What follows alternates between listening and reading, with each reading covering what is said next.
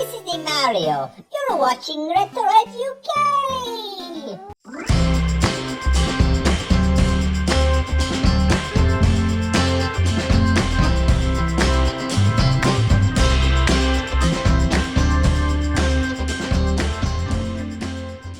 Cheers for tuning in to the third episode of Retro Collecting with RetroEd and Friends. If you haven't seen them already, then go back and check the earlier episodes and discover some of the best places to find retro and why. So in this episode we're going to be talking about how to get a great deal. Everyone loves to save a penny, a cent, a euro cent, or even a dong, which is apparently a Vietnamese currency. But some of these tubers really know the tools of the trade. They're going to explain why it's really worthwhile to get to know the seller, and also how if you buy multiple items you're more likely to be able to strike a really good deal. Let's check them out. If you live in the area and you want to buy something, get to know the person as well, the seller. Go for a few pints or something, get to know them inside out before you buy off them.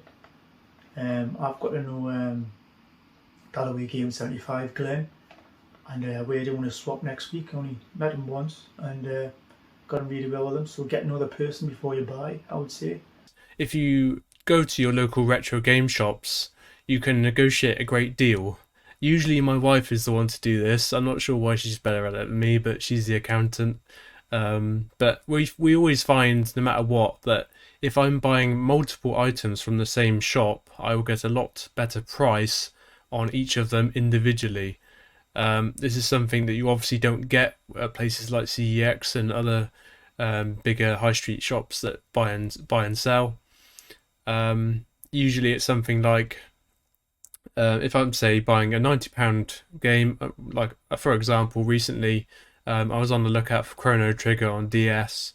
Found it in Pete's shop in Swindon, and it was priced at 90 quid, but it was the NTSC version. I didn't want that. He was then able to go into the back. He found the PAL version. He actually gave it me for 80 quid in the end, and threw in another plushie that I was sort of after on the same day. Again, he knows I'm a repeat customer, but that's just one of the examples of deals. There are many that I've had with different shop owners. If you are a regular and you're respectful to them, normally they look after you by either doing something for free, giving a discount. So basically, if you're buying from an independent shop, don't be a dick. Normally, if you're buying on Facebook Marketplace, do a bundle deal. Ask how much each thing is individually, then ask for a bundle deal. And like somewhere like CX, from what I've learned is use other shops. And what I mean by that is Game do a 3 for 2. If you do collect both retro and old, if you do 3 for 2 in Game, the 2 you actually pay for, make sure the games you want, and the 3 game, which you don't really care about, build a little stack up, a little bundle, take them into CEX, get your voucher, use it for the retro game you want. How to get a great deal? Well, I have only one rule, when it comes to get a great deal, you always buy in bulk, you never ever buy only one item, you always have to take another 3 or 4 items, and lower the price of everything and add it. Maybe you don't need other games right now, but you can swap that game later. You can trade them, and so there's only one rule. If you ask me, buy in bulk, never buy one item. Golden rule. As you'll know, retro quite often doesn't come particularly cheap, and you want to make sure that you use the most appropriate payment method to protect yourself, not just from fraudsters, but from those items that, on closer inspection when they turn up, aren't exactly what you thought they were. So let's have a listen to Paul from Stu's Retro Reviews as he talks about this topic. The thing about eBay as well I meant to mention is they're pretty good when your games don't work or your console won't work. Basically, if the seller doesn't refund you, eBay will. So I would say it's pretty good. I've never been let down by them once, actually, to tell you the truth. eBay are quite good like that. it's just the quality, sometimes quality issues with eBay. So anyway, that's my little chat. And here's my bug, you know, so you can, yo, see you later everyone. Thanks Ed, bye. And thanks for that, Paul, really insightful. Next up we have a tuber that shows us how to splash the cash. It's Scuba Pete. So another thrill of the hunt for vintage toys is getting that good deal. That one that you can crow about, be proud about, that you did well and that you didn't pay too much. I find that often you need to bring cash. Cash is still king. So make sure when you're going out on your vintage retro hunt that you bring plenty of cash. Whatever your currency may be ready to provide payment like that. That often can get you a better deal if you're willing to pay cash. Also ask for a better price, not in an obviously insulting manner or way, but oftentimes if you're nice, you strike up a conversation, someone gets to know you and they realize that you're an actual collector of these lovable things, that they're often willing to give you a better price. So check into that when you're out there in the trenches. With eBay being such a popular source of retro, we've got a few folk that are going to show you how to get what you want, but for a little bit less. I tend to buy a lot of my retro games from eBay, purely because I buy mainly imported games, and that's the best source for them. That may not be the case for you, but this tip will apply to anything that you're looking for, regardless whether it's import or even, you know, modern. A great thing to do on eBay is anything that you're vaguely interested in, stick it in your watch list, because quite often you'll get offers sent by the individual sellers for money off these items that you're watching. And I've, you know, got a cheaper deal quite a few occasions just simply by watching the item. And it might not happen, you know, immediately after watching it. It may take a few days, and it may not always happen. But if you're lucky, sometimes they might knock you 20% off, maybe 10% off the listed price. And then that's the time to jump on it and buy it. And I found that's a really useful tip for me. And I use it quite regularly. Even if I'm not desperate to buy something, I'll watch it. And then, should I get the offer at a cheaper price, that's when I'll jump on it and grab a bargain. And we all like a bargain, don't we? But yeah, that's just a quick tip I wanted to share with you guys. See you shortly. Sayonara. Over the years, I haven't bought an awful great deal through eBay. It's only nowadays I get the odd bits, you know, Super Famicom titles or NES NTSC cards. But what I would say is when you're looking through eBay, do your ending soonest or your newest listing, but also narrow it down, go on your searches and go for your local area, and then go through your different sort of subheadings, whether it be Sega, Nintendo, whatever. And when you do find stuff and you ask the questions, make sure it's real stuff. Ask the questions, is there any more going to be listed? Have you got anything else? Do you mind if I come along and collect? Make that connection. I've built up a lot of acquaintances and friendships with people locally or in the Essex area that I've bought from, that I've traded from over the years. And, you know, a lot of us have the same goal. You know, we're building up a collection. And now I'm going to hand over to Luke from Reynolds Reviews, who's going to tell you how to get a tasty deal on your toys. Getting the best deals and bargains when looking at buying vintage toys and figures. Yeah, I mean, Facebook groups, again, are probably the best place. You know, get involved with some groups that are collecting the lines that you're collecting. Get chatting to some members. Get established in that group and you'll find that you'll get the best deals there. You know, like I said before, if it's a popular group, the hardest part might be getting to that item and claiming that item before it's already been claimed by somebody else. But generally, get involved, get familiar with some Facebook groups, and there, I dare say, you'll get the best bargains. And now here's Glenn from Galloway Gaming 75, who's going to explain why you shouldn't be dismissing your local game shop in order to bag yourself a really good bargain. There's not really a lot of places that's cheap apart from like CEX and cash converters at the minute, so they're basically the main tool that I'm using. I used to use Music Magpie because you could get like 4 for a £5, 4 for £10 and stuff like that on them.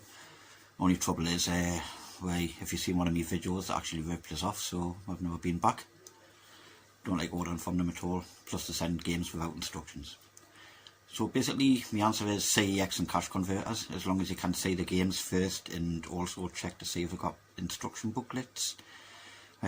Condition of the disc, I actually have a check now because I've had games that people look like they've wiped their asses on and scratched to death and everything, so yeah, CEX is probably the cheapest. As you can see, like £2 for double games, 50p for certain games, so that is my go-to, CEX. And this final bit of advice relates to video games, but really can demonstrate how to save some cash. So now I'm going to pass you over to the fantastic Gordon from GIB84 Gaming. Good afternoon, Ed, and thanks for letting me be part of this do's and don'ts video of retro game collecting. I'm not much of a traditional game collector, to be honest. I'm quite happy to go for the cheaper route for games. So my do for retro game collecting would be, my tip would be to go as cheap as you possibly can. I know a lot of people out there want to do full sets and things, but I remember it was a tip from Metal Jesus Rocks years ago, and he said when everyone looks left you go right. So in that spirit, I've been picking up a few PC games that are a lot cheaper that you can get for the PC than you can for consoles. So just this one here was £1 from eBay plus postage, so let's say it was £3, and it's the Broken Sword collection. I know that Paul Inc. Northerner played the first one on his PS1 as part of the PlayStation month, but let's say this was £3, so £3 as opposed to, I think it's 15 it's going for just for the first one on the PS1. That was a no-brainer. The next one, Mark Roddy Slasher said, is going for like £60. I checked eBay in this, and it's it goes up to like £300 if it's sealed, but I got this for £6 on eBay as well, and it's Painkiller, Hell and Damnation. I'd much rather play like Broken Sword than a first-person shooter. They play really well, and arguably better on a PC anyway with a mouse and keyboard.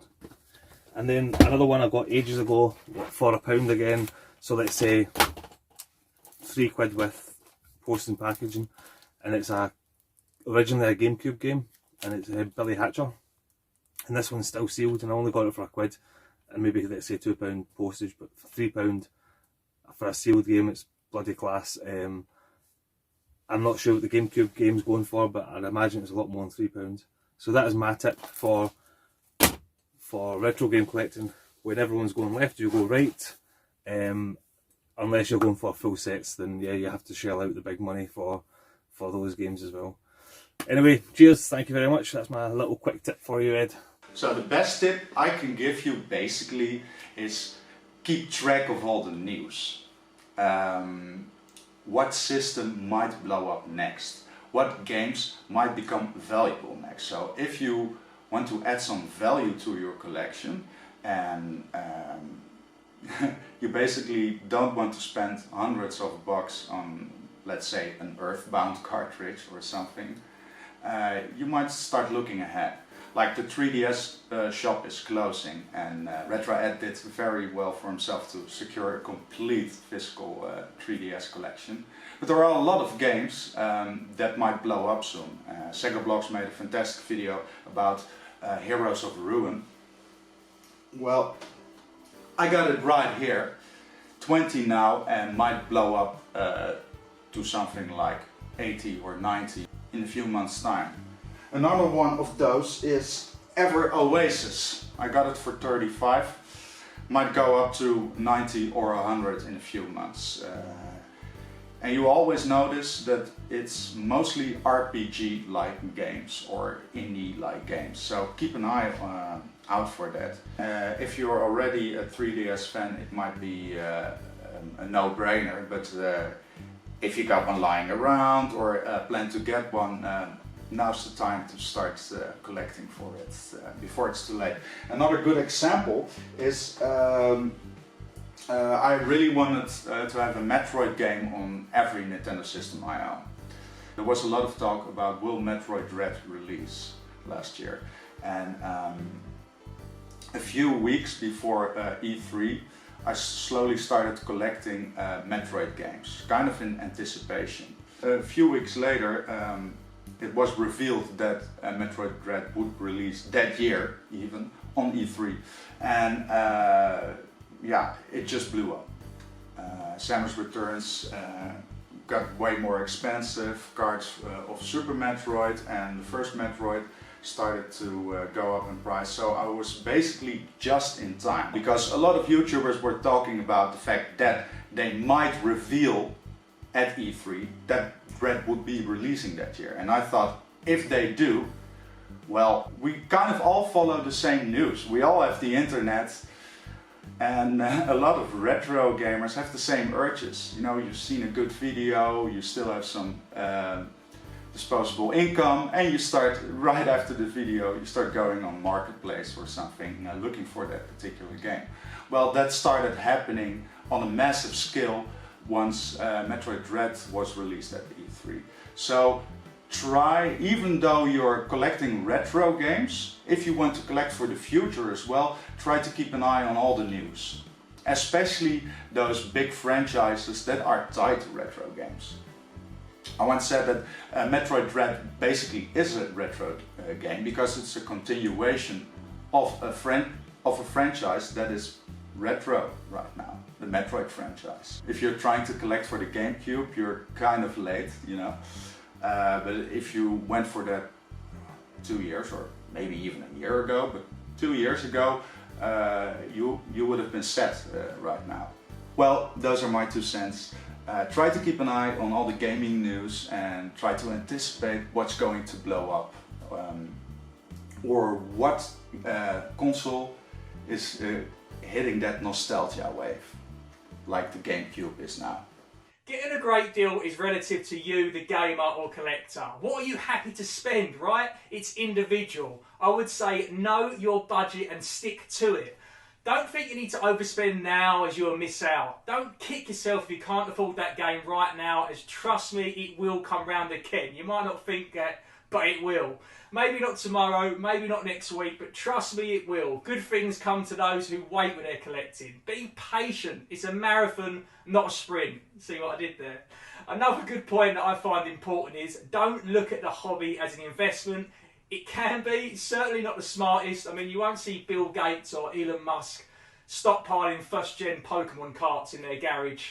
I mean, for me, I'm happy to lose £10 on a game. It's like the old days of Blockbuster, rental, where you used to pay £5 to rent a game for a week, then give it back. So paying £30 for a game, playing it, owning it for months at a time, and then selling it £20 for a loss of £10, I mean, that's not a loss, is it? Just think of it as long-term rentals, my friends. So really, what's the difference?